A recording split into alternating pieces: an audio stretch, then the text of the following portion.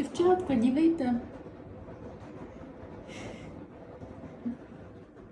Není to o tom, jak vypadáme. Není to ani o tom, jestli máme nebo nemáme vrásky, jestli máme dokonalou pleť. Ale je to o tom, jak se v tom cítíme.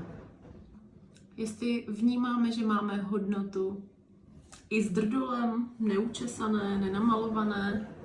A když tady zrovna uklízím koupelnu, v teplákách a dokonce i možná v trošku špinavém tričku.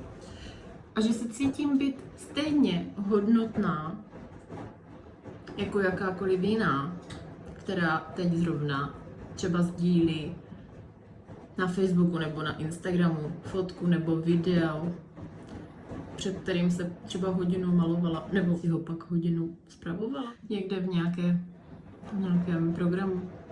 A neměla jsem to tak vždycky. Rozhodně ne. I dneska se cítím mnohem lépe, když jsem namalovaná, když jsem upravená, ale už to není tak, že bych úplně jakoby řekla, že toto na ten Facebook teda rozhodně nemůžu dát. Jo, už rozhodně ne. A je to právě o té hodnotě, že nemám spojenou hodnotu se vzhledem, nemám hodnotu spojenou ani se svými výsledky, ale v podstatě přijala jsem to přesvědčení, že hodnotu mám bez ohledu na jakékoliv podmínky. Pokud žiju v souladu se svými vlastními hodnotami, které mám do života.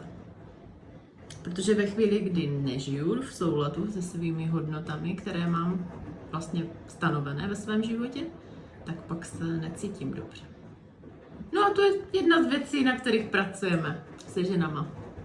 Tak i pro vás možná takové zamyšleníčko. Mějte se. Čau.